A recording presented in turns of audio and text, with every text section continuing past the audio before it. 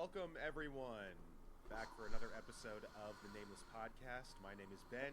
As always, I'm here with Ivy, without Sarosh this week, but we'll handle it on the NBA side of things on this lovely Monday in March, where, as we know, all of the best and highest quality NBA basketball is being played. Obviously facetious, but there actually have been some good games, and unfortunately, Ivy, some games that may not have gone in your favor that were also pretty interesting. But it's interesting. We had a lot to talk about. We had some more contrived segments that we were going to do, but as of this morning, we got some pretty interesting news that the NBA really is going to be moving forward with two expansion teams, and seemingly it's all but confirmed that it will be for Seattle and Las Vegas. A lot of news coming from Shams, Tim Bontemps, Bobby Marks. Nothing confirmed from the league, but these are very, very reputable sources who are giving us this information. There's a lot to talk about here.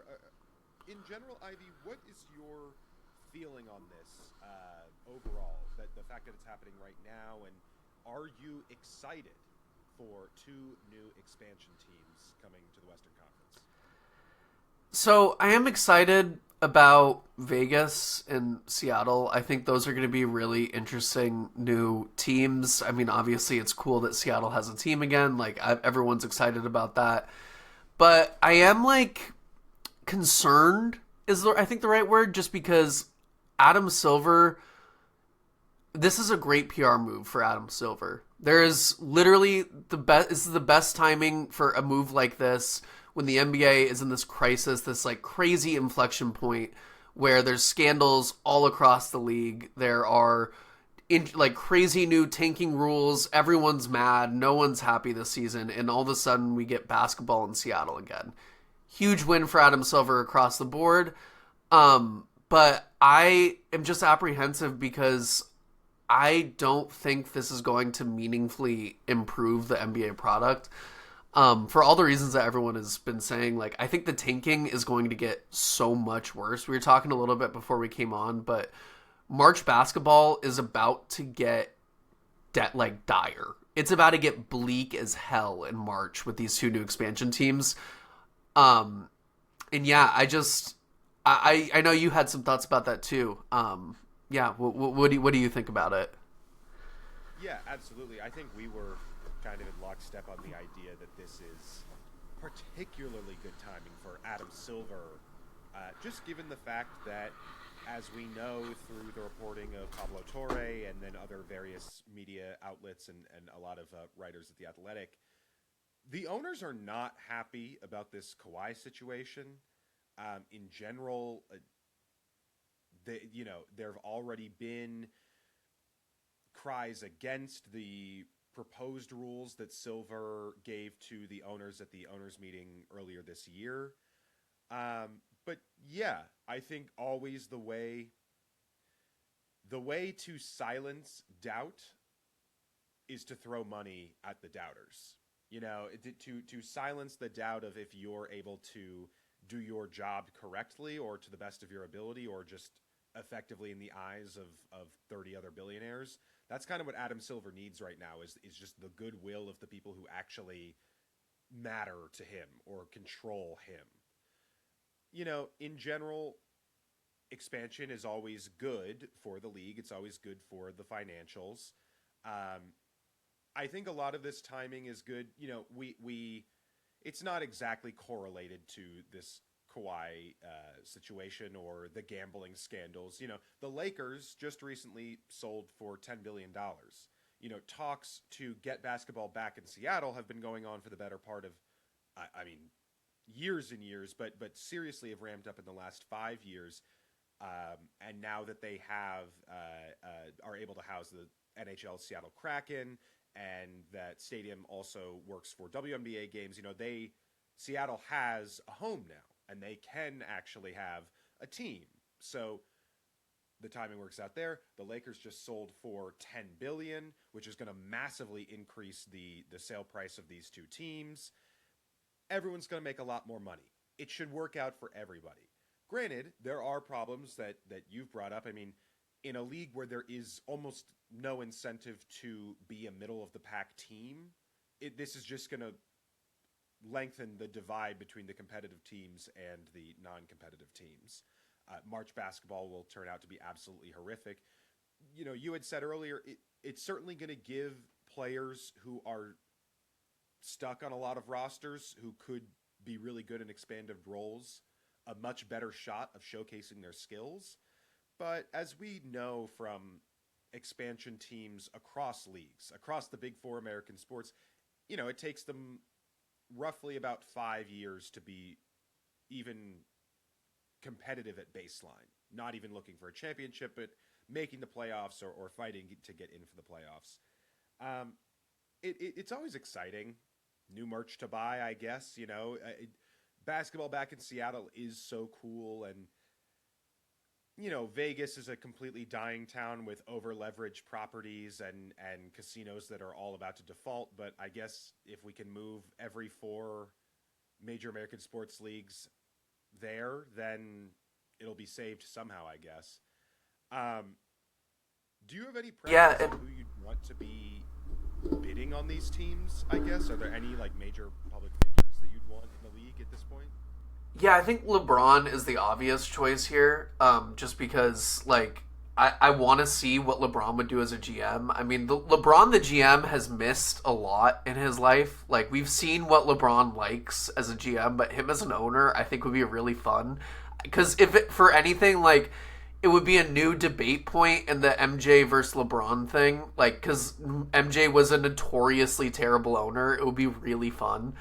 But I think you had to hit on something really interesting with the money, because this is obviously going to be a windfall in the short term for these NBA teams. I think the projected buy-in rate is about $7 to $10 billion per team.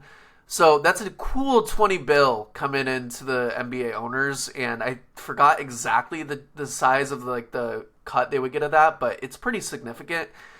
And I think that would be great. That would be amazing. So, in general, the NBA teams own 3.33% of the league because there's 30 teams, and that basically adds up to 100%. So that would drop, I believe, if there's 32 teams, it would drop down to 3.13%, which, when we're talking about billions of dollars, turns out to be a lot of money.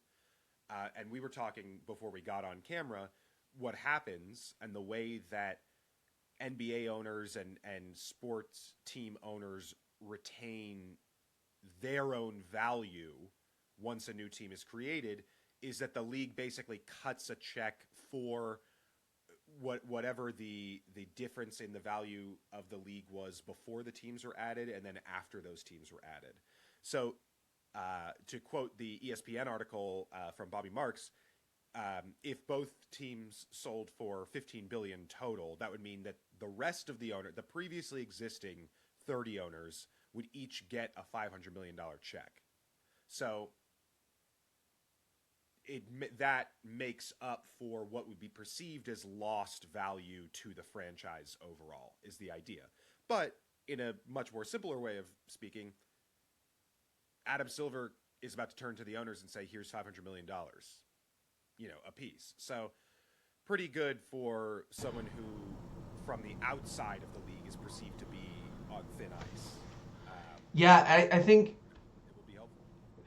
And I think that is a lot of money. I mean, these guys are all billionaires, but there's also a lot of poor, not poor owners, obviously, but owners who don't really have the kind of cash reserves you'd expect from someone who owns a sports team.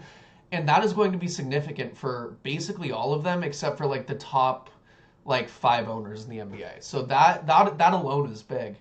And then you combine that with the new revenue pool, which is going to get 2 teams bigger. And it's not only 2 teams bigger, Seattle and Vegas are big markets. They're not on the level of a New York, Chicago, LA, but they're definitely Miami, Houston level. This isn't adding a team to New Orleans. This is Seattle and Las Vegas. Those are big markets. And so I think part of what I'm concerned about from from this news is I think there's no argument against shortening the season anymore. It just doesn't make sense to me why there would be. Um, Granted, there's going to be more teams, but I've already seen people floating out there like, why doesn't every team just play each other twice? And then you could have like a few extra for division round game for like divisional games, even though NBA divisions don't matter. But like, there's a way you can do this, and there's not even a financial argument against it really. Like they're making so much more money just by the act of expansion that I don't see what the problem's going to be. And if anything, like when you're adding teams to the league, you're inherently diluting the product. This is why we're saying the March basketball is going to get really dire, is because when you have new teams coming in, they're going to suck. Like unless we're talking about like the Magic or the like Heat or something, like those teams are rare because most of the time those teams suck for at least like 3 or 4 years. Um, and so I think the NBA has to be really careful about like, yeah, we're getting all this new money, but the product will be shittier just by design right now. And so I think a way to like kind of counteract that and to like really make a lot of these like teams happier and to really like make sure that like if Cade Cunningham is coming to town, he's going to actually be playing, or Wemby is actually going to be playing. Like the way you do that is by shortening the season, and now there's less of a financial disincentive to do that. Absolutely. As I had also said to you earlier, in general, do I care about the financial ramifications or the logical ramifications scheduling wise of adding two more teams? No. I think it'll be cool to have two more teams. I think that has been the way for the NHL and for a lot of other teams. Like it's always interesting to see a new fan base come in. I do think it's an interesting, significant difference between these two cities, though. It's very odd. In one hand, when you're going back to Seattle, you know that there is a massive market for basketball in Seattle. It's been proven already. You know that it's a major city with people who will go to games and will become a rabid fan base for in-person attendance. It is the exact opposite for the Vegas team.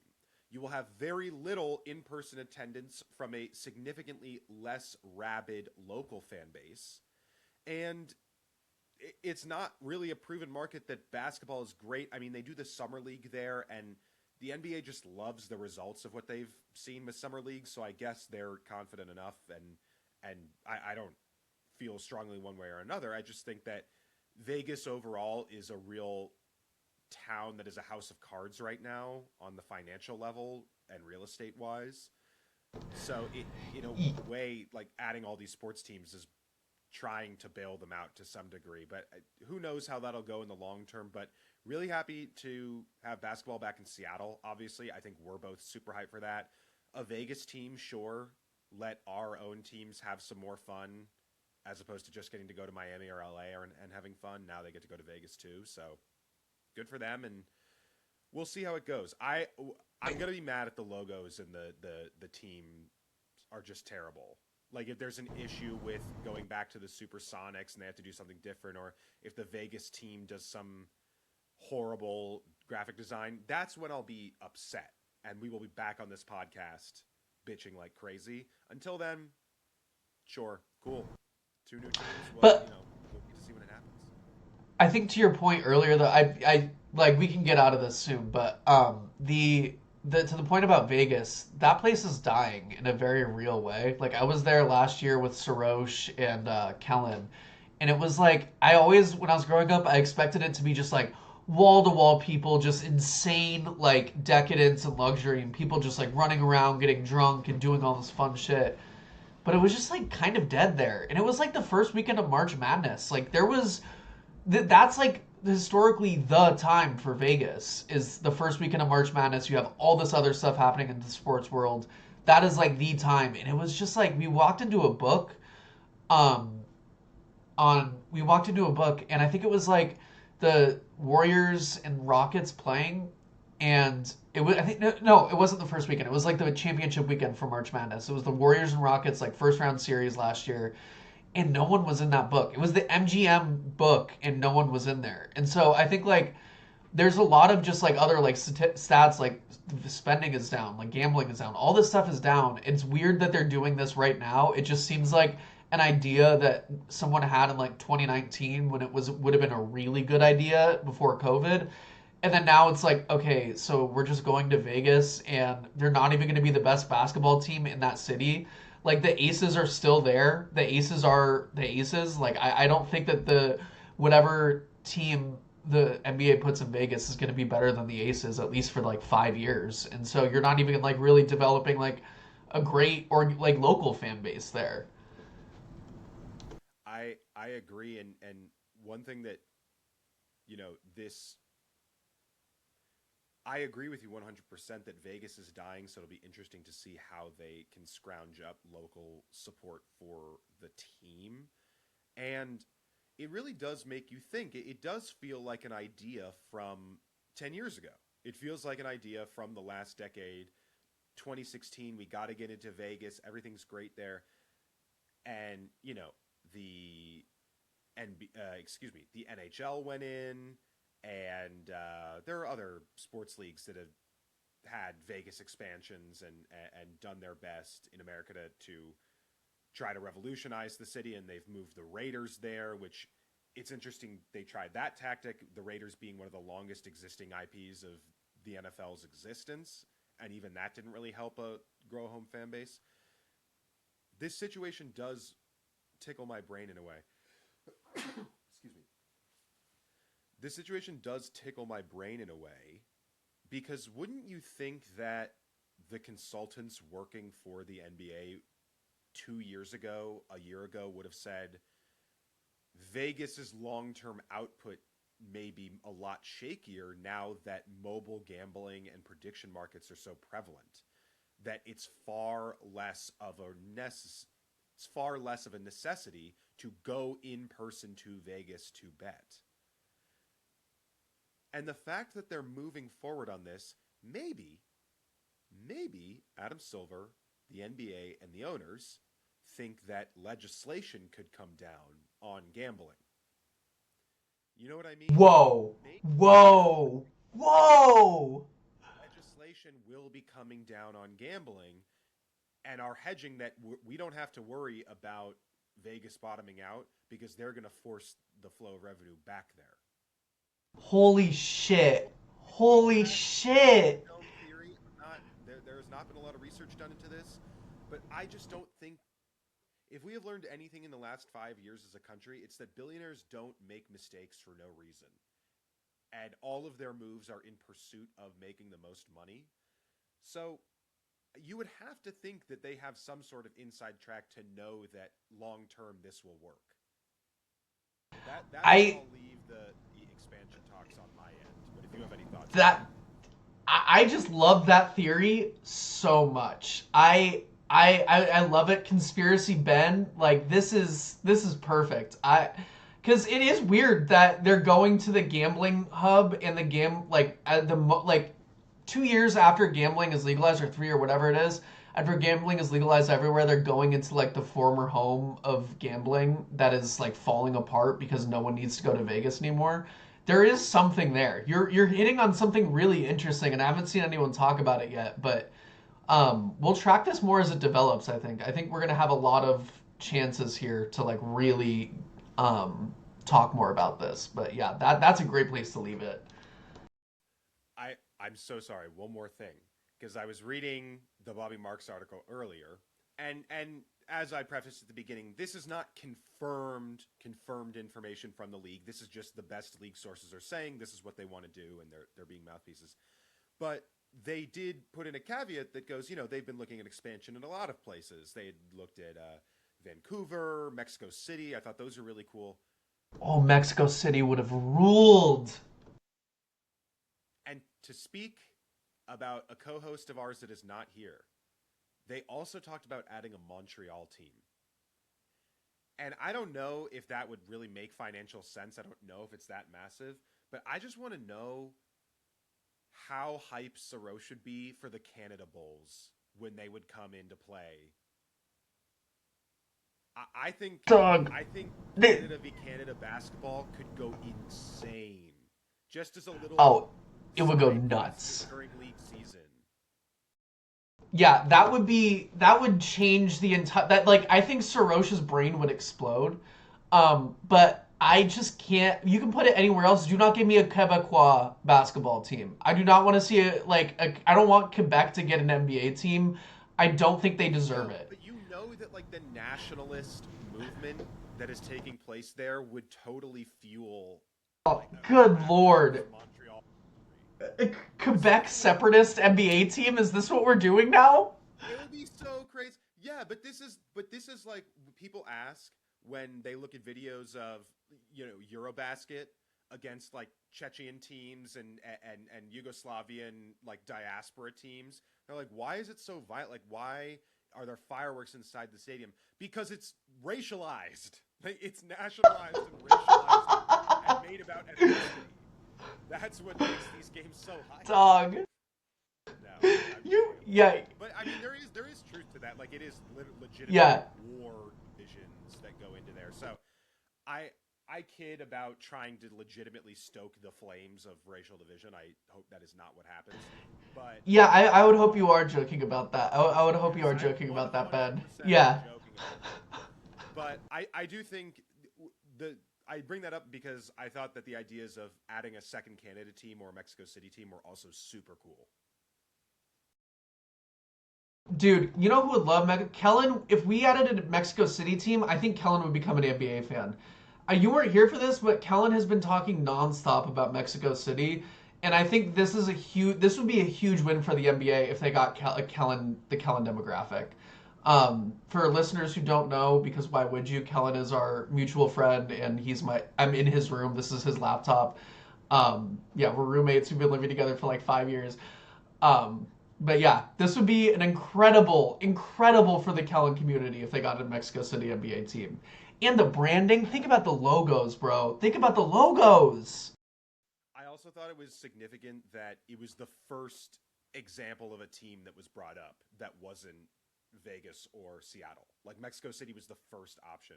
And the NFL has been heavily looking at Mexico City to add a team. So I think, especially if the Vegas experiment fails, like, we could definitely be looking at Mexico City as the next investment hub for teams, especially with Scheinbaum as president. I was just going to bring her up. I'm sure that she'll be open to the economics of it. I know that Mexico in general is in a pretty like anti-white and anti-tourist movement, which like good for them. But I assume that they're financially like that they would love to have local teams there. It's an attractive investment destination right now. Like it's a big thing. I mean, it has been for a while. I mean, we don't have to really get into the geopolitics of Mexico right now, the economics, as much as I might want to. But yeah, it would be great for everyone involved, and it would be like one of the first steps towards like true international expansion for the NBA. Besides the Euro thing they're trying to do, which we can talk about in another episode because I'm interested by that. But yeah, this would be fun. Yeah, absolutely. And we are going to stick with mostly NBA as we talked about last week. The Monday episodes will be mostly NBA. Friday episodes mostly NFL, at least for this part of the year in particular. But there is a little bit of NFL. I think you might want to get to, Ivy, just we didn't get to on the last episode. We had done a little bit of free agency review. And really, there's not going to be that much news until draft and then post June 1 when there's going to be a lot of trades and cuts.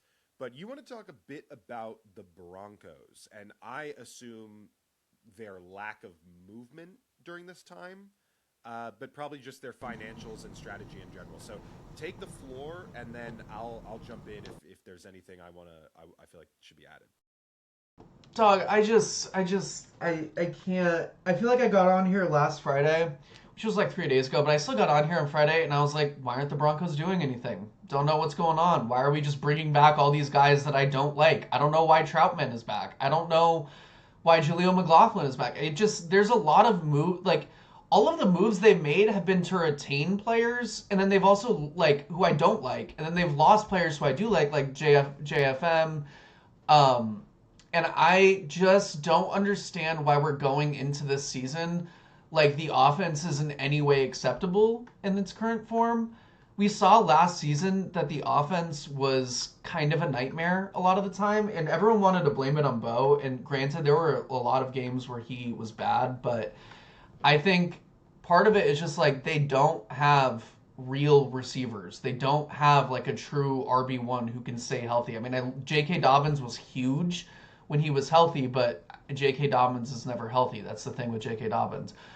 Um, I don't want to bring back Cortland Sutton, Marvin Mims, Troy Franklin. All those guys had really huge drops. I mean, Mims I'll keep. Mims I love. I want him, but Cortland Sutton is not a WR1. He's not that kind of player. He had huge drops all season, especially in the playoffs. And I would just, this puts so much pressure on every new Broncos draft pick because offensively, the guys that they draft this season are going to have to contribute. I mean, you have their cap sheet pulled up. I think they're pretty like firm, like all in on this Broncos team, and they should be. I mean, this was a great team last season, even for all of its faults. They pulled out wins that they shouldn't have pulled out, and they got further than I think anyone would have expected. But I think at the same time, this offense, man, I just can't watch it in this current form anymore. Bo is doing as much as he possibly can with it, and we saw what it looks like when he's not out there. And it's just like, okay, we're going to give RJ Harvey the ball for the 40th consecutive time, and we're going to throw a slant to Cortland Sutton, and it's going to pick up 6 yards. Then we're going to get to 3rd and 2, and nothing's going to happen. It's just whole lot of nothing. And I was just going into this offseason hoping, like, we didn't have to get like an A.J. Brown type, but even like a Romeo Doubs, like you guys did, like that would have been huge for us. Just having something in the wide receiver room or the running back room to like give me any kind of confidence that this offense is going to be meaningfully better than it was last year. And we just don't have that. We just don't have that. You know, it's like you said, you know, you pull up the contracts of the Denver Broncos, and if you sort it from total value most to least, you look at the first 5 guys. You go Nick Benito making $106 million. Like, okay, Zach Deserved. making $102 million. Okay. Deserved. Pat Surtain making $96 million. Okay. Garrett Bowles Deserved. making $82 million. Okay. Quinn Miners making $72 million. Okay. And then Cortland Sutton's making $92 million, which is one where you're like, it's a lot of money right now. But that's basically $500 million contracts that you're like, yeah, no, that's a good he deserves that contract. That player is worth that much money, and they're on our team. So it's interesting. The Broncos are overcommitted, but it's like they're overcommitted to a good roster. So as an NFL fan, you are kind of pissed when you're like, okay, now the last step is just to win. Like we've basically we've drafted well, we've signed good contracts, we've signed good value contracts, and now we have most of the guys here. So now we just have to win. Because that's the last piece of this puzzle is just like we've done everything the right way.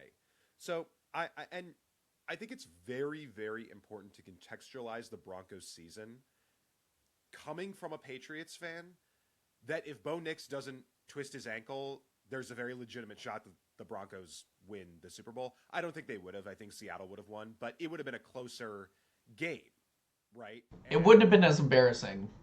No. And that should mean something. Like that at full health, the Broncos were 100% a Super Bowl caliber team. So if we can accept that and hold that here, all of your moves are going to be marginal moves. When you are at that level, every move you make has to be marginal because you have the Super Bowl championship winning roster here. All the guys are here. And you got Bo.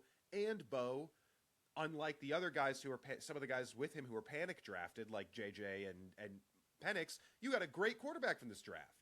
You got like one of the 4 playable quarterbacks in this draft. So they're not going to be making any massive moves. I think the issue with not having the ability to make any moves is just the contracts that they were already signing on the margins.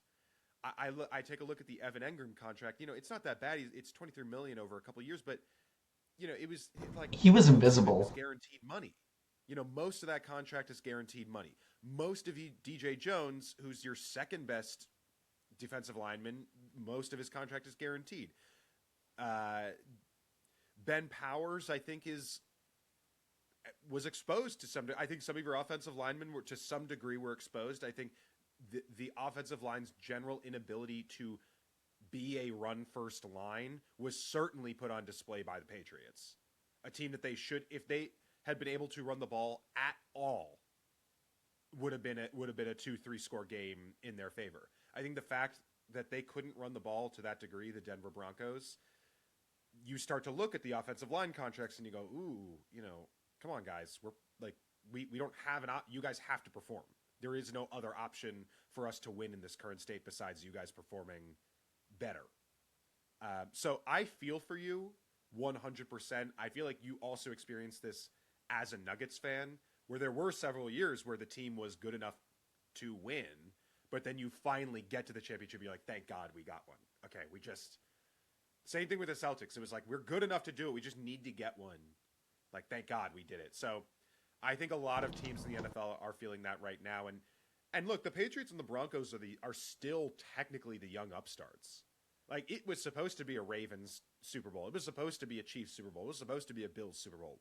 Those teams weren't supposed to be here. So in general, I know you don't like bringing back a lot of these players, but it's a Super Bowl caliber roster that needed some injury luck and high leverage plays to go their way, and Bo Nix to have another year of experience. I think. Yeah, but I think what still feel very good about the future, but I understand your concern about the lack of movement, because in the NFL in general, it feels like if you don't get better, you're getting worse. Yeah, and that's the thing. I think that's not only like always true, but I think it's especially true for the Broncos this year, because the Chiefs are probably going to be better this season than they were last season. The Bills are going to be a little bit better, or at least just stay the same. The No, I think the Bills could be horrible. I mean, that might be a hot take. I mean, I think the Bills could be really bad. we can talk about that a little bit more later, but I think the problem is that like you mentioned, like the top 5 contracts, the top 6 contracts the Broncos have, and I think part of the reason that they have to go on the margins and win on those margins is because of Cortland Sutton's deal. Like, Cortland Sutton is being paid like a wide receiver number 1, and he's just not that guy. He like It's not his fault that we lost last year. There's a lot of things that we did wrong. There's, even besides like the injury luck, all that stuff, there's like actual things that we did wrong. But Cortland Sutton did not cover himself in glory, and I think that contract is kind of an albatross right now. And I know he's been here the whole time. Like, he's been here since we were dog shit. We drafted him. He's like one of the only Broncos receivers that we've picked who's like actually worked out and stayed with the team for a long amount of time. But I just can't. I wish that was someone a little bit better, or at least a little bit more reliable, a little bit younger. I just don't like. I just don't like that contract, and I don't like the fact that J.K. Dobbins is the RB1, and he is going to be probably injured for like the most important moments of the Broncos season. I mean, he's set up to be cut. I mean, you guys don't owe. I don't think you owe him any guaranteed money left. I don't think that any of his money on his contract is still guaranteed. Oh no, we re-signed him though. Oh, you re-signed it, so this may not be updated. Yeah, because I think we signed him to like a 23 mil deal, like 2 years or something. But again, it's like, I look at this list and most of these people are good players, so it's always hard to be like, but if just this. Cortland Sutton gets a between wide receiver 1 and wide receiver 2 amount of money because the organization's inability to draft a wide receiver 1. He's a wide receiver 2 making wide receiver 1 money because the franchise couldn't draft a wide receiver 1. A ton of teams deal with that problem, but like that's where that contract money comes from, because what's his leverage? He knows if he walks, you don't have any receivers that are even going to get you anywhere decent into the playoffs. Any good depth into the playoffs. Anything. You need at least a good to great receiver.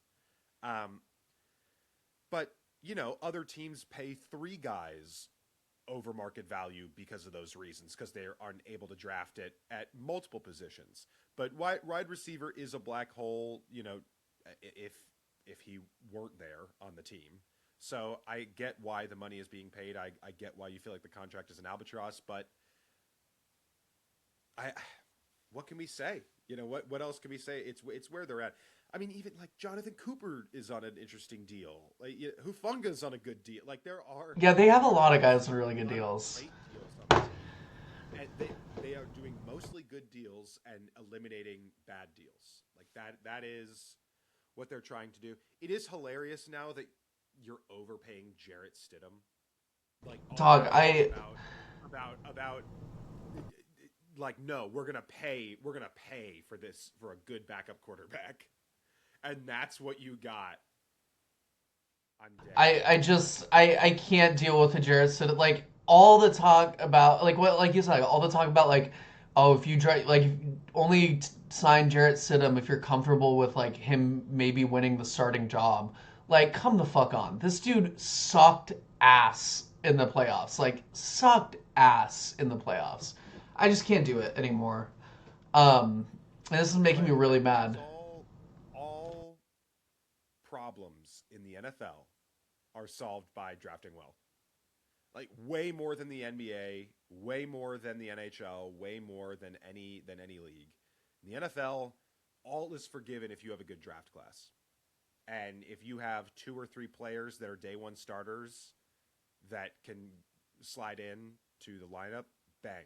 Like that was a great draft. So, if the Broncos did hit on a wide receiver 1 in this draft, I'm immediately taking them as Super Bowl favorite, personally. If they came out of this draft and through the first 4 weeks of the season, we go, whoa, whatever wide receiver they just drafted round 1 or whatever has this many yards, this many touchdowns, I'm taking the Broncos to the Super Bowl.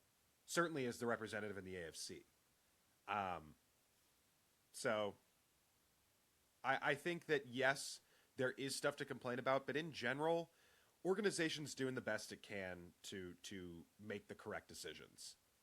So I think that long term, like, yes, you're going to want to get a Super Bowl from this run here. But I would feel good about coming into this year. I would feel good. Teams like the Ravens got significantly worse. Teams like the Bills got worse. Teams like the Chiefs are worse. So the AFC is still open for a team like the Broncos. So have faith in the boys to try to make another deep run this year. I'll try. I'm really going to try. Sorry, wait, let me restart that. I'm really going to try to have a lot of faith this year. It's going to be challenging. It's going to be rough. And at the end, I might not have anything to show for it. But damn it, I will try because that's the kind of fan I am. Absolutely. I'm not sure exactly what we want to do next. You want to do the draft? I wanted originally to do Clippers talk, but we could do our predictions for finals matchups that we had spoken about right now. Yeah, I was thinking like the original idea for this segment was I saw like a bunch of people ranking the potential finals matchups on Twitter, and I was like, this is a great idea. Let's just do like a draft of like our favorite finals matchups. Can be for like the actual like quality of the game, can be for the narratives, can be for any number of reasons, but I wanted to like do a potential finals matchup draft because I don't recall an NBA season being this up in the air in either conference. I don't know who's coming out of either conference. You can tell me like probably 7 teams are going to be in the finals, and I would kind of believe you. So I was just like, let's try this just to see like what would be our favorite picks. Absolutely. I'm going to start off with one that would just be the corporate pick. But look, if you have listened to the pod for any stretch of time, you know that we are not fans of the 2025-2026 Lakers. We're just not. but they continue to win basketball games against all logic in our eyes, and currently sit at 42-25, third in the West. I What the think they're going hell? to match up against the good teams in the playoffs. My gut says they're going to get rocked, but I guess I've been wrong so far. So, assuming the Lakers continue to play above expectation and a couple things break their way, real possibility we have a New York LA finals this year. Not a real possibility, but it is the first time in genuinely since the 70s that this could have been possible. Maybe, yeah, maybe the 90s, maybe, yeah.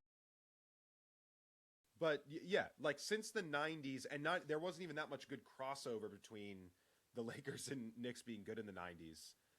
But it would just be so cool. I mean, as a Boston fan, obviously, we had the discussion about stolen valor last week and if it would be evil to attend a parade of a team that you didn't root for. But look, if there was one team that anybody in the country would want to go see their parade, it's New York. If there's one team that anyone wants to just go be in New York for 2 weeks to watch the series or just a week to be at all the games, like you'd want to be in New York. And all the New Yorkers going to LA, it would bring out, look, for fans of teams like ours where they're big franchises but more localized, this is going to be terrible. It would be a terrible matchup. It would be so annoying. The most annoying fair weather fans would be coming out of the woodwork. It would piss everybody off. You'd see every A to Z list celebrity sitting front row. Like, why is Rachel Sennett front row game 7? She's on her phone. Can we please get somebody else? Bring back Jack Nicholson's corpse and just replace it and do some like what's that No. movie where it's the it's something with Benny's or whatever. They like control the dead body. Oh, Weekend at Bernie's. Weekend at Bernie's. Yeah, Weekend at Bernie's. Jack Nicholson or some other like old dead Lakers fan. But That would be the dude. That would New York, LA would be cool, just on a national spectacle level. It would have the most eyes for any championship you could possibly have. How likely this is to happen? I mean, pretty low. New York could definitely make it from the East. I just don't think the Lakers. I think they are at best the 4th best team in the West on a real level. But who knows? It for the first time in my life watching the NBA, it is a serious possibility New York LA war is on the table. And I think this would be kind of an apocalyptic level event for the NBA because these are the two biggest teams in the NBA, and the Lakers at least are one of the biggest teams in all of American sports. But I think the quality of the basketball would be so horrific, Ben. The grifting that would take place from all sides, it would be unconscionable. Like you're going like Jalen Brunson and Luka Doncic, arguably the two biggest foul baiters in the entire NBA, playing a 7-game series with the eyes of the nation upon them. It would destroy me as a fan. It would be the ultimate narrative versus ball watcher like battle. This would be like the discourse bomb that this finals would create might actually murder me. Like the words might become actual knives and cut and like slit my throat. This is how bad the discourse would be from this finals.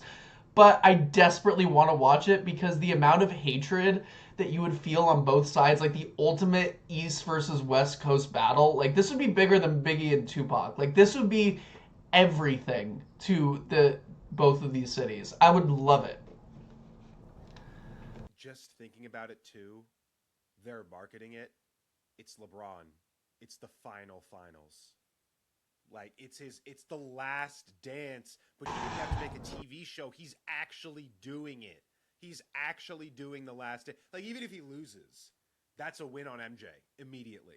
Like I actually immediately a true last dance. I didn't have to shrivel out of the league. I ended, even if he got swept, it's like I ended my career going to the finals. You ended your career in the Wizards. Bringing a team that should never have been there to the finals. Absolutely. I mean, it would be completely ridiculous. And oh my God, it would just to hear about how the Spurs are horrible and how Wemby is horrible and how Jokic is terrible and how Shea is not the best player in the world and how we were actually being too hard on Luka for the 2024 finals, which maybe we are, but it's kind of deserved as of now. But a lot of cool things would happen on a narrative level. I'll speak on a narrative level. Luka shaking like the loser mentality if the Lakers won. LeBron goes out with a championship, a second one in LA. Like pretty much unequivocally, he is the best player ever after that one.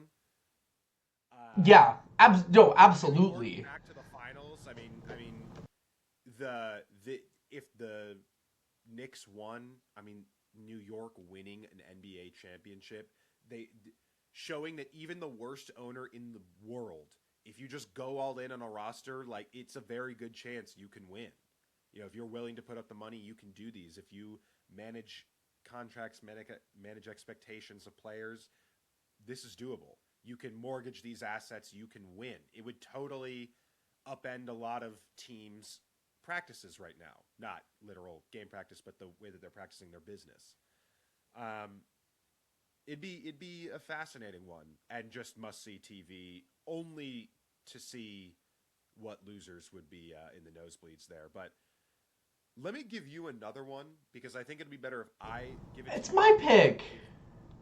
Wait, but wouldn't it work better since you're more the NBA analyst that if I Okay. give you a possible matchup and you're like, here's how it would look or here's how it would feel. The other one we have to talk about now, because people know we're going to talk about it, is Boston Nuggets. Because of course. We obviously want it to happen. We've been waiting for it to happen for years. This feels like a tipping point to a degree. Maybe next year would also be possible. And look, the young players on both of our teams are doing well. So the window could be extended. But it really does feel like if it's going to happen in good quality, it's going to happen this year or next year. So assuming the Celtics and Nuggets make the finals, which is, I think, far more realistic than Lakers-Nuggets or Lakers-Knicks, how does the basketball look? How is Boston dealing with Jokic? Can Boston deal with Jokic with their current bigs? And in general, could Jokic stop the three-point onslaught of the Celtics? So, I think I don't think that the Celtics have the size to really deal with the Nuggets. I mean, I really like Nimi Keita, but besides him, it's like they'd be throwing Luka Garza into the meat grinder, and I don't think that would really work. I think Jokic would get basically anything he wanted.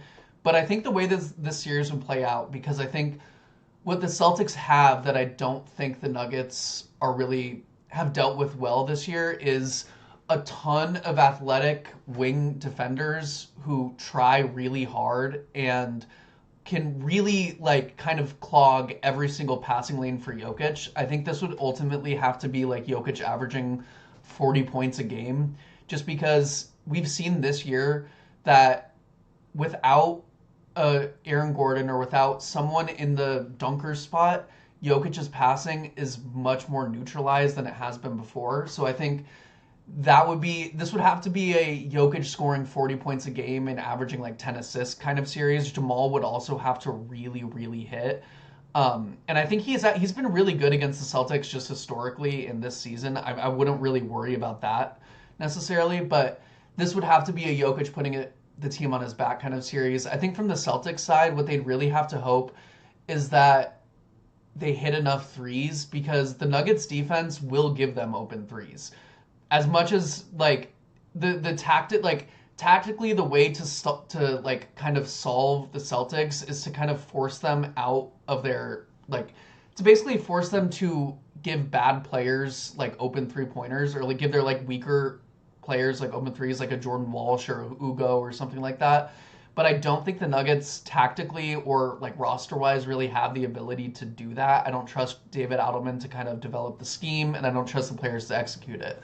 So I think this would have to really be like a Boston just catches fucking fire for 2 weeks and the Nuggets can't do anything to stop them.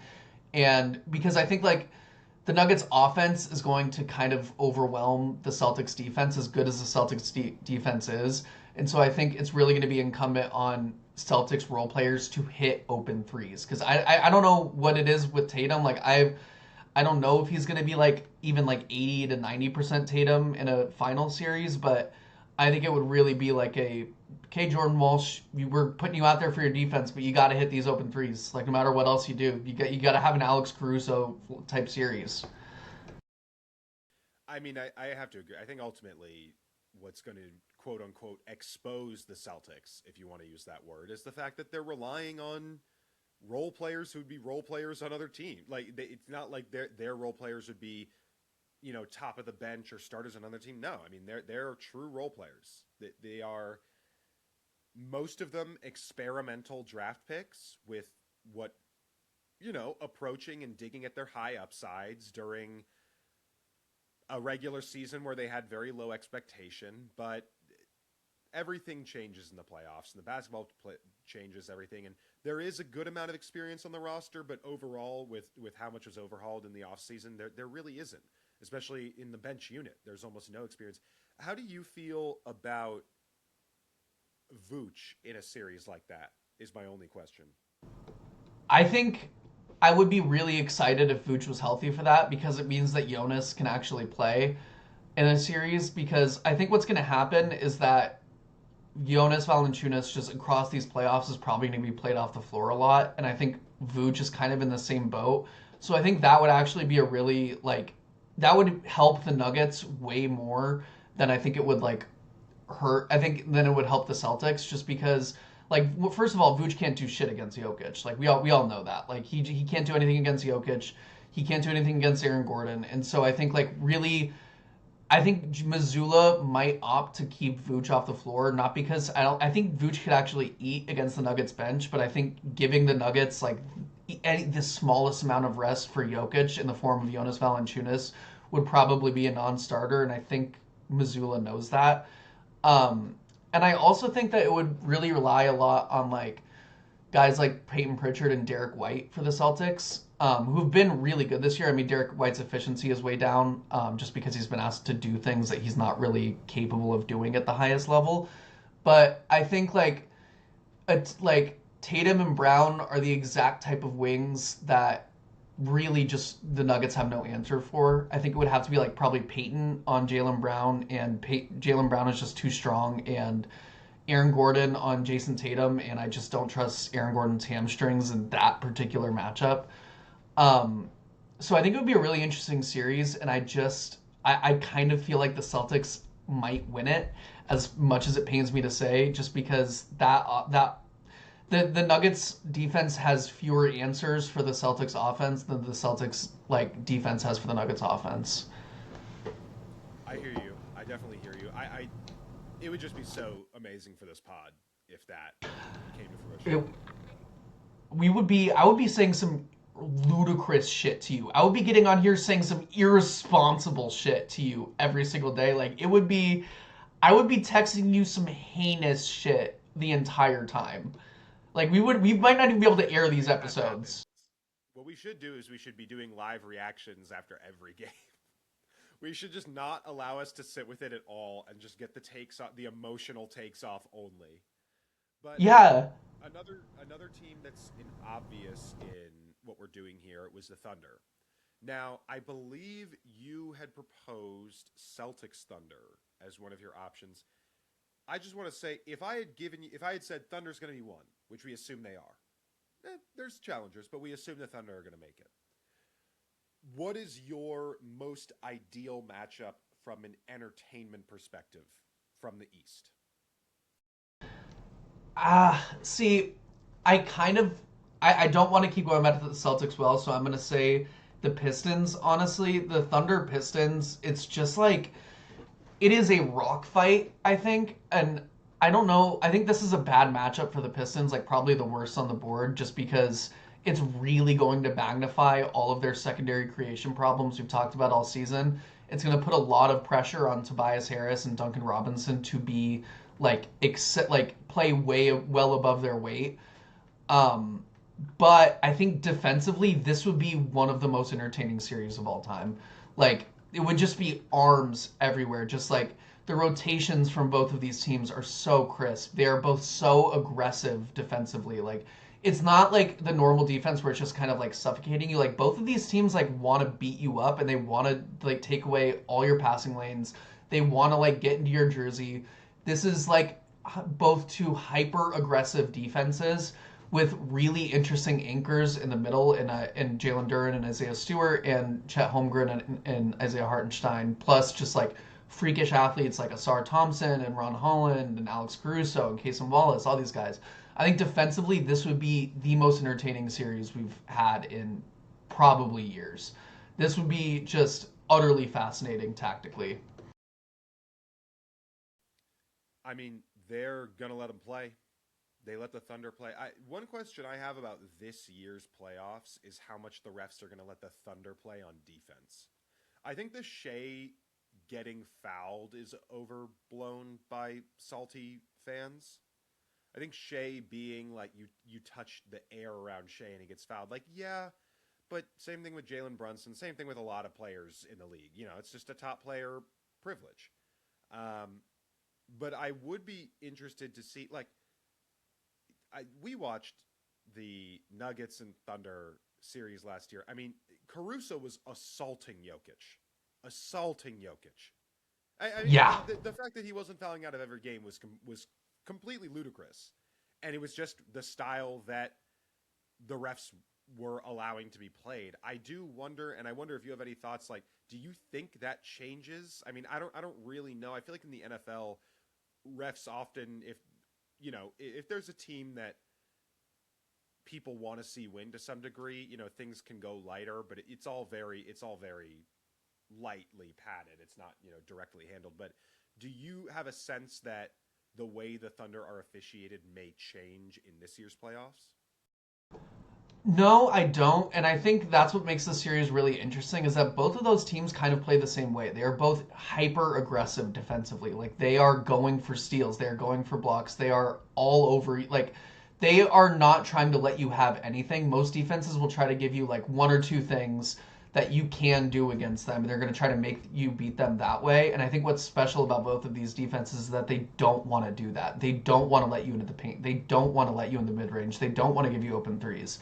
And so I think in terms of aggression, I think both of these teams are going to get calls defensively. Like they're going to refs are going to swallow their whistle on both ends. And I think for Cade, like this is actually really good because Cade is one of the best lead guards in the league right now at like navigating contact and not only navigating it but initiating contact, getting guys on his hip and like still getting to his shots. And I think against like a hyper aggressive Thunder team that is going to get the calls. Like that's just what they do.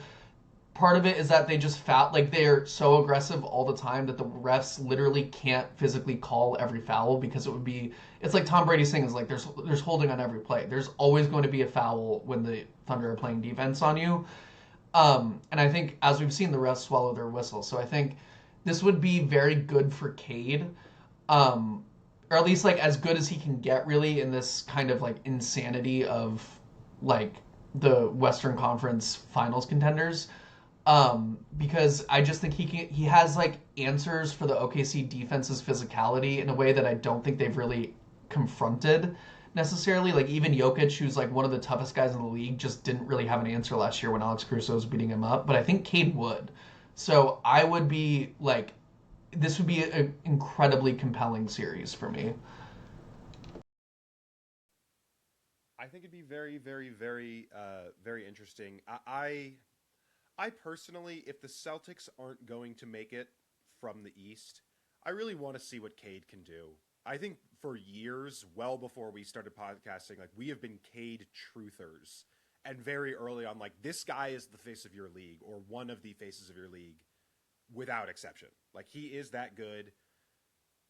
He, they had what, 8 wins or whatever. And I'll just never forget that video of him looking at the box score and going, "We're not this bad." And it's like, well, you're not. You're not this bad. But no, Cade, giving him space to prove, I'm one of the best players in the world, period, is something that sounds very, very intriguing to me. I also think someone like Donovan Mitchell winning a finals would completely change his legacy and the way we've looked at the last couple of years of the league. Even change someone like Rudy Gobert's legacy. A lot of the Utah stretch would be interesting to look back at. But outside of that, Magic, Raptors, Heat, no Heat. Heat not allowed to go to the finals. The Heat, I can't do it. Care about anything. I don't even. I don't care how good or how entertaining. They could save an entire apartment building that is burning down and save every single person in it, and then they could go play their game. And there's all this great press about how they're legitimately great guys. I would still say no. It's a Pat Riley run organization, and it's the Heat. No. I love how much Boston. I'd be like, all right, Daryl, let's see what you can do. But I love how hurt Boston fans still are by the Heat. It's like one of my favorite things in the entire world. Like, you're in the same boat as Bill Simmons right now. Like, the way that the Celtics talk about the Heat, like Celtics fans talks about the Heat, it's like you're talking about a fucking demon. Like a demon who was sent down specifically to destroy you guys. It is one of the greatest things that has ever happened, I think, to American society is the Heat. The thing that makes it so demonic, it's not this current iteration. It's not like Jimmy Butler. Like, he is a perfect vessel for the evils of Heat culture. I admit, but really, it's because everyone my age is scarred from the big three. Like, I was 8, 9 years old when the Celtics won their championship in 2008 and then lost against Kobe. And we, at that time we were the LeBron killers, and we could take him down and no one else could. So we weren't that nervous. And man, the 2011, 2012, 2013 changed the mental chemistry of every Celtics fan. Like, we looked into the black void and saw that we had to destroy our team. Literally, our identity for a decade was that we lost to LeBron so bad we had to blow up our roster, and the picks we got from that were very good. Like, that is how much impact that Heat team is the reason we have Jaylen Brown and Jason Tatum today, was because we knew we had to get ahead if we were going to have to deal with teams like that in the future. So, yes, the Heat are evil. They are an evil organization. But entertainment-wise, I think Pistons, Celtics, Knicks, Cavs, basically your top four in the East is who you'd want to see getting to the finals anyway. And in the West, look, it's going to be the Thunder. I don't think it would be that interesting if the Spurs made it. All I'm going to say. See, I agree with you. I don't believe... I mean, I was just talking about this with a Lakers reporter friend of mine, but I was like, I don't believe in the Spurs necessarily. Like, I understand all the advanced stats say that they are a top 5 team on both ends. They are 16 for the last 17 or some crazy number like that. But I think, one, it's the health thing with them. I mean, Victor Wembanyama has never been through the battery of a playoff run, and I would be more curious to see how his body holds up before I make any kind of pronouncements about there being real contenders. But I think it's a lot of the same problems we've talked about earlier in this pod. A lot of their guards have very similar flaws. Dylan Harper and Stephon Castle can't really shoot. They're both rim reliant guards who are dogged defenders and can't shoot. And as good as I think that both of those guys are, I don't think that they're necessarily ready for the kind of counter punches that are going to come at them from all sides in the playoffs. And then just they just don't. The Spurs just don't have there's something missing from that team, and I don't know what it is. Narratively, I don't know what it is exactly, which I think you might be identifying. I think it is a little bit that they are so young that we haven't had time for narrative to set in. When you're looking at it that way, I think there's a lot of that. But what I would say from someone who doesn't pay attention to that much is they probably just don't have enough great players. And that's just the case for a lot of teams. Sometimes you just need one or two more and you don't have them. But maybe they are that good and we just haven't had a chance to actually see it happen, and this year's going to change everything and what we thought we knew about a lot of the young pieces on that roster. But I don't know. I mean, I think it'd be quite interesting to see them, or rather not that interesting to see them, because I think, your game plan is Wemby, and they're going to let people play really hard. And I will credit Wemby. There have been a couple NBA writers like Ben Pfeiffer, and there was another writer who I'm forgetting. I believe it's Jackson Frank, who pulled up some graphs that showed as Wemby has returned from injury, like game upon game, they're getting more physical with him, and he's actually performing better in spite of that physicality, which is something I would have worried about going deep into the playoffs. But it's still something that could be quite different. You're getting a lot of physicality, but because that's the game plan every night, even in March. But once the top players on the team are treating you the way that a third stringer getting playing time is, things could get a lot different. Yeah, How do you feel about if the Timberwolves made it, their chances to beat the top 4 of the East?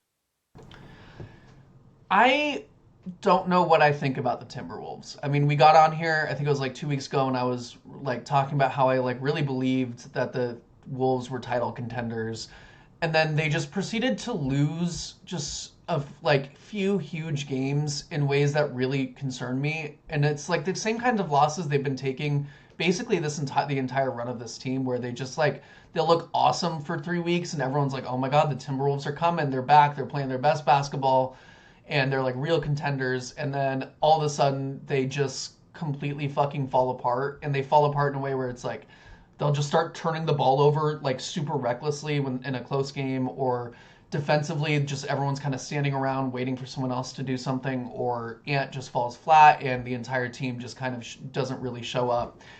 And I don't know. I have trouble saying that I really truly believe in the Wolves, even as much as I did like 2 weeks ago, just because like I don't know what version of the Wolves we're getting. And they've been lucky, like they've been really healthy this year. Julius Randle, I don't know if you know this, he's played every single game this year. Rudy Gobert, super available. Jaden McDaniels, super available. Anthony Edwards, like all of these guys that they really rely on have been in the lineup. They haven't suffered any like huge injuries this year. And it's just like the vibes are just not there consistently, and I just don't know how much I would trust that, even though like I think matchup wise they match up really well with basically every team in the East except for maybe like the Celtics. I think the Celtics could really give them problems, but I think besides that, like I think they match up pretty well with even like the Pistons, who are on paper a team that might like have answers for a lot of what they do well. So I just don't know what I believe at this point with the Wolves. That would just be a matchup that, because Anthony Edwards is on the team, like regardless, the finals would be entertaining. So, Oh my so many god, yeah. pieces for a Timberwolves run here.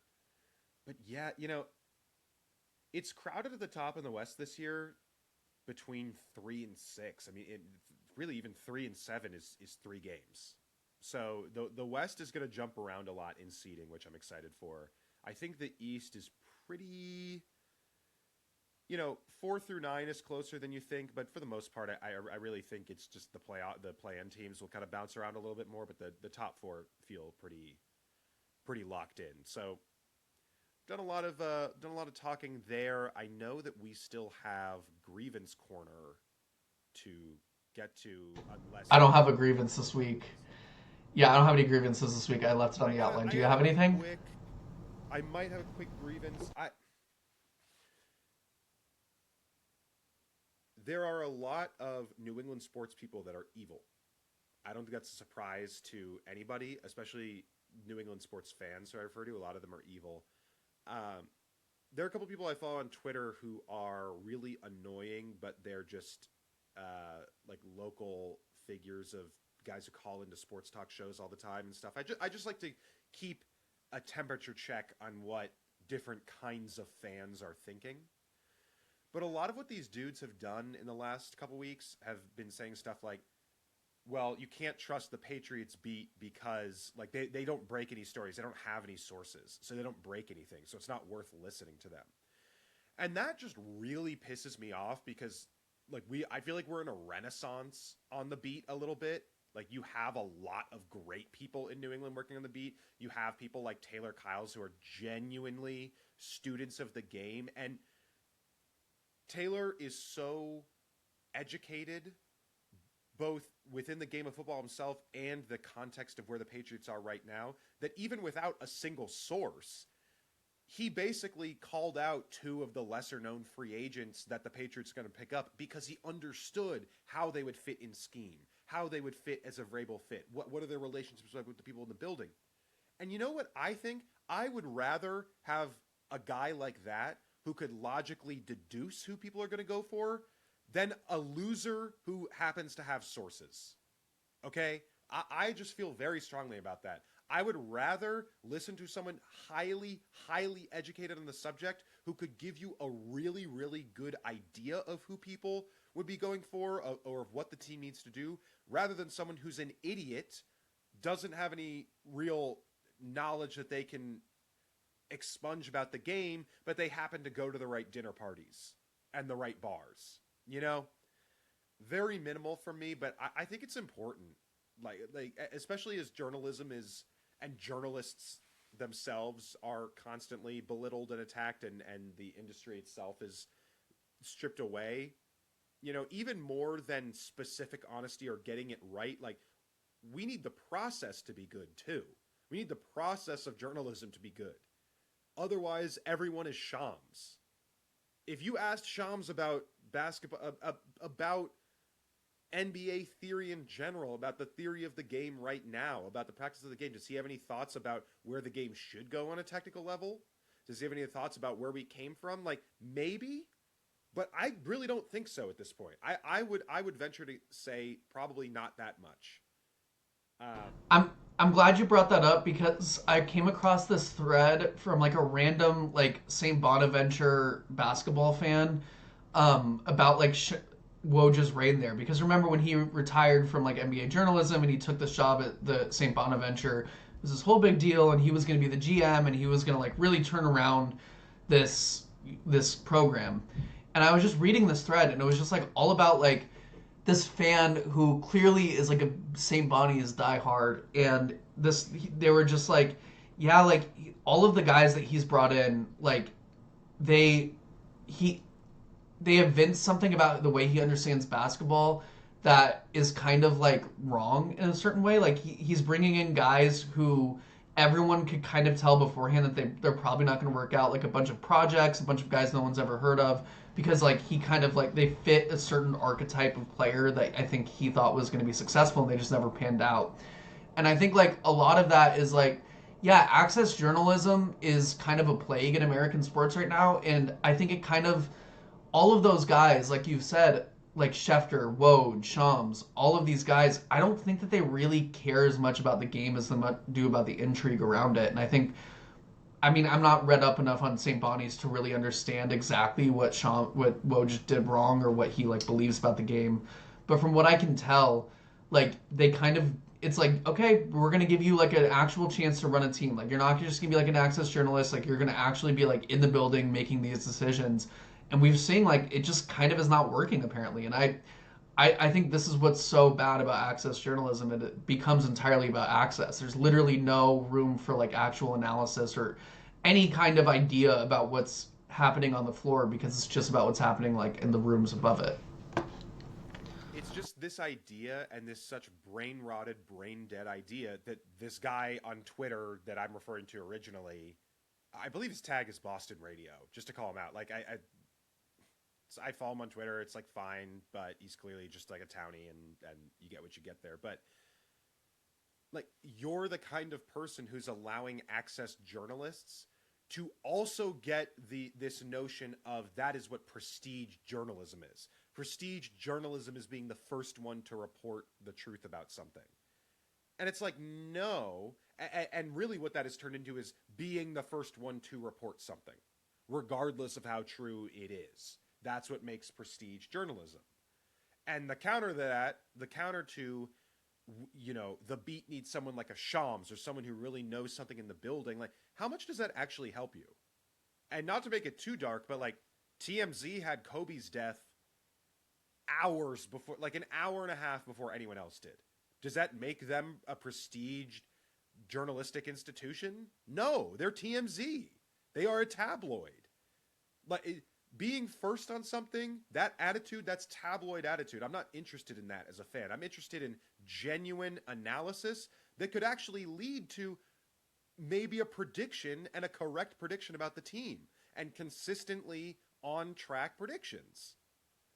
I think that's a better world that we go to, where we see the process come out into play than access journalists and scoop journalists running around as representatives of sports leagues. So, and I think that's my anger for this week. my last point on that, I don't think the Kobe example is too dark or anything, just because that's kind of the ultimate endpoint of all of this access journalism is publishing a death notice before the family even knows that the person is dead.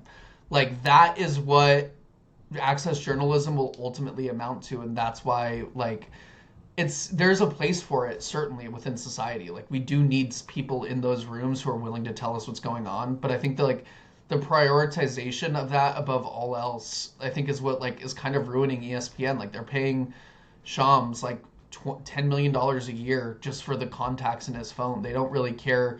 He's like, no one knows anything about Shams as a person. Like, I know he sucked in the NBA celebrity game. I know, like, he is on TV a lot. I know what he looks like. I know that where he started, but, like, I don't know anything about Shams. I don't know what he thinks about basketball. I don't even know if he likes. I don't even know if he watches basketball. Honestly, like, I don't know if he watches the game. And I just think, like, the prioritization of that over everything else is kind of, like, indicative of a larger problem within not only sports journalism but journalism at large. And in general, like, yes, of all places, ESPN should be the network that has to hand Shams that money, because ESPN, as a dedicated sports news network, should have the connections that are up to the minute. I have the inside track, supplemented by actual studious journalists. Also, so the people that someone like Shams can tweet, and then we throw to the studio of the actual journalists, of the people who are there. Both those people can exist. That's the kind of harmony you need. You need all these things working in tandem. But ESPN has decided, no, the interactions the tweet gets is more important than anything else. Anything else. And the fact that it'll drive traffic to our website and thus to our advertisers. So we really got to, thank God for people like Pablo Torre. Thank God for this. I happen to see that thread that you're referring to, but, like, that fan from St. Bonaventure talking about how, I believe what that was in response to was the fact that seemingly Woj forced out their longtime head coach, who had made them into a decent program, this idea that Woj is going to take them to, like, a national powerhouse seems pretty far-fetched at this point. But yeah, that's my gripes for this week. So we can wrap up the pod here, unless you have anything else that we didn't touch that you want to get to. But I feel like we did a lot of NBA this week. We'll get to NFL on Friday. We'll figure out something to do then. May have some more trades that have happened by then. Yeah, we'll have a specific, maybe some more draft information coming up then. But for right now, on this Monday in March, I've been Ben. With me as always, Ivy. We've had a great time. Hope you've had a wonderful time, and we'll see you next week. See you next week.